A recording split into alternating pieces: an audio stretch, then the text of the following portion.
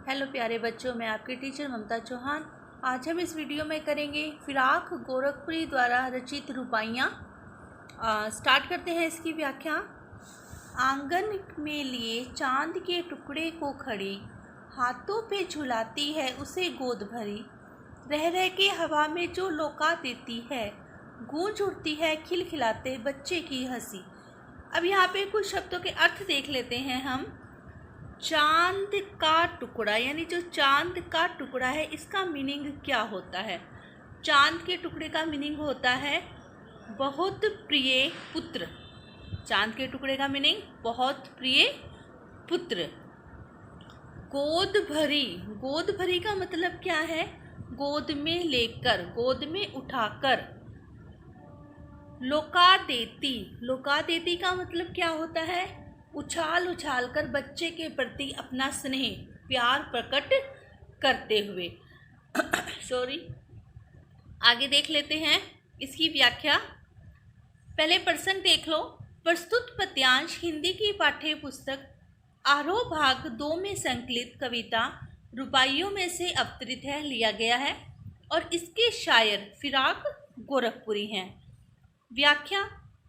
शायर कहता है, यानी जो लेखक है, शायर है, वो कहता है कि एक माँ अपने प्रिय पुत्र को गोद में लिए हुए घर के आंगन में खड़ी है। आंगन में लिए चांद के टुकड़े को खड़ी, और चांद के टुकड़े का मतलब प्रिय पुत्र। तो यहाँ एक माँ अपने प्रिय पुत्र को गोद में लेकर आंगन में खड़ी है, हाथों पे झुलाती है उसे गोद भरी, और कभी वह उसे अपनी गोद में ले लेती है और हाथों पर क्या करने लगती है? सुलाने लगती है, झुलाने लगती है। रह रह के हवा में जो लौका देती, और वह बार बार हवा में शिशु को उछाल कर प्रसन्न करती है। ठीक है, जब बच्चे को थोड़ा सा उछाला जाता है तो बच्चे क्या हो जाते हैं? खिलखिलाकर हंसने लग जाते हैं। गूंज उठती है खिलखिलाते बच्चे की हंसी, और शिशु भी माँ के हाथों से झूलकर खिलखिलाते हुए हंसने लगता है। भाव क्या है कि शिशु अपने माँ का प्यार पाकर प्रसन्न हो उठता है। नेक्स्ट देखो।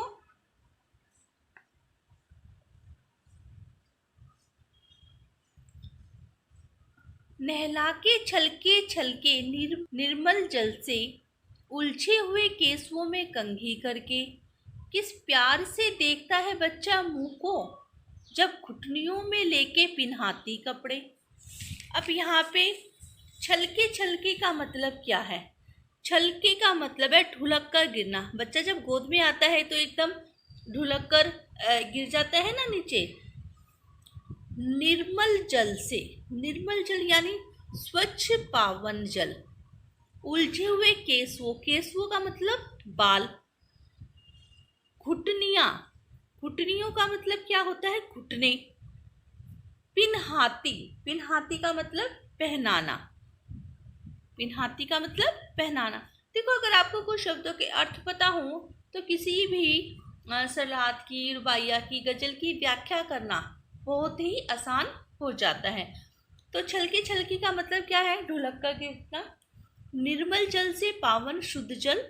केसवो बाल, घुटनियां घुटने, और पिन्हाती यानी पहनाना। व्याख्या देख लेते हैं इसकी।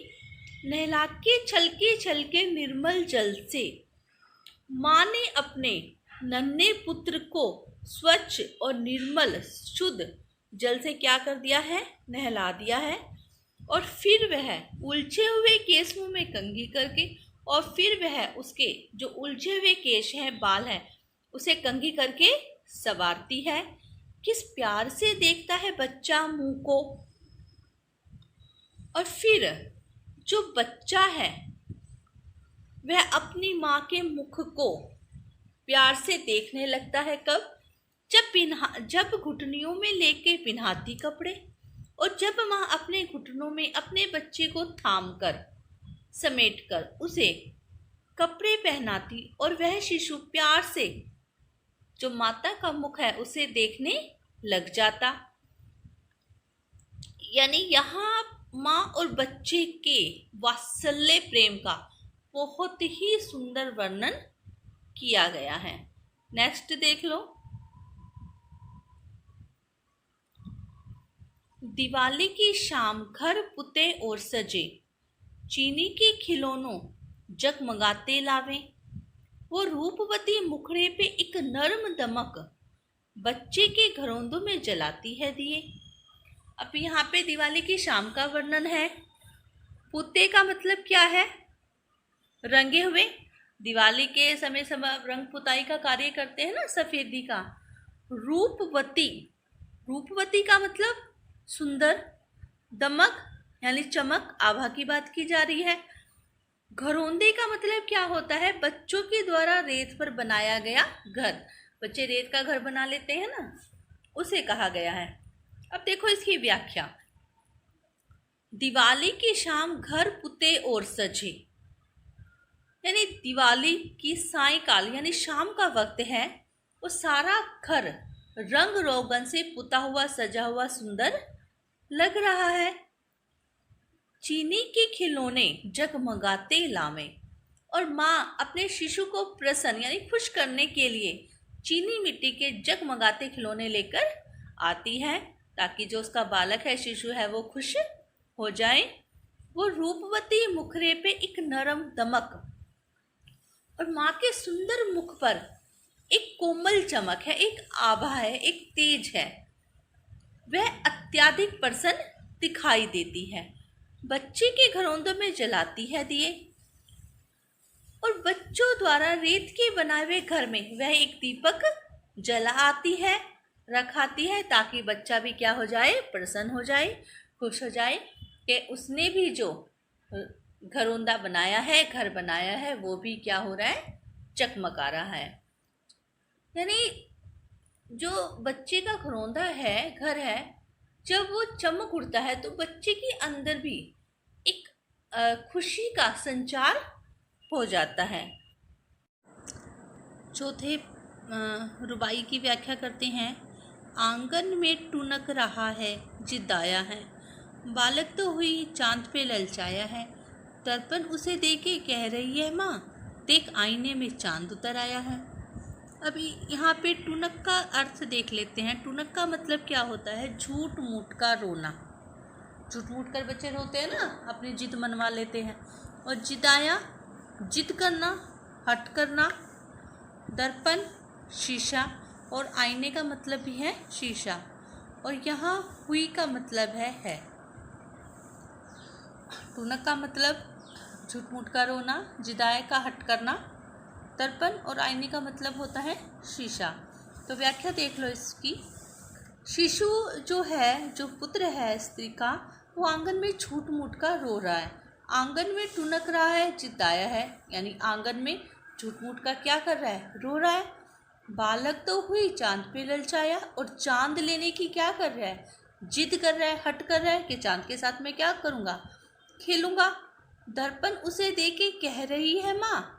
माता उसे बहलाने के लिए उसके हाथ में क्या दे देती है? बच्चे की शीशा दे देती है। देख आईने में चांद उतर आया है, और क्या कहती है कि देख इस शीशे में, इस दर्पण में क्या उतर आया है? चांद उतर आया है। यानी बच्चा हट करके बैठा है, जिद करके बैठा है, लेकिन माता भी उसे बहलाने का पूरा प्रयास करती है। नेक्स्ट देखो। रक्षाबंधन की सुबह रस की पुतली, छाई है घटा गगन की हल्की हल्की, बिजली की तरह चमक रहे हैं लच्छे, भाई के है बांधती चमकती राखी। देखो, प्रेम भाई बहन में, माता पिता में, पुत्र पुत्री में, पुत्र पिता में बहुत अनेक प्रकार का होता है। तो यहाँ पे देख लेते हैं रस की पुतली का अर्थ क्या होता है। रस की पुतली, रस की पुतली होती है मीठी मीठी बातें करने वाली बेटी। बेटियां मीठी मीठी बातें करके अपनी सारी बात मनवा लेती है ना। घटा, घटा का मतलब है जल से भरे हुए काले बादलों का समूह। गगन, गगन का मतलब क्या होता है? आकाश। और लच्छे, लच्छे का मतलब क्या होता है? तारों से बना हुआ गहना जो हाथों या पैरों में पहना जाता है। लच्छे क्या होता है? तार, यानी धागों से तारों से बना हुआ गहना जो राखियां बहनें अपने भाई के हाथों पे बांधती है ना, हाथों या पैरों पे बांधा जाता है। कवि कहता है कि आज रक्षाबंधन का त्योहार है और आकाश में नभ में काले काले बादलों की घटाएं छाई हुई हैं। बिजली की तरह चमक रहे हैं लच्छे भाई के है बांधती चमकती राखी। और मीठी मीठी बातें करने वाली जो उसकी बहन है वह खुशी और उमंग से क्या है, बहुत ही भरपूर है। उसके हाथों में राखी रूपी लच्छे बिजली के समान चमक रहे हैं और वह प्रसन्न खुश होकर अपने भाई को राखी बांधती है।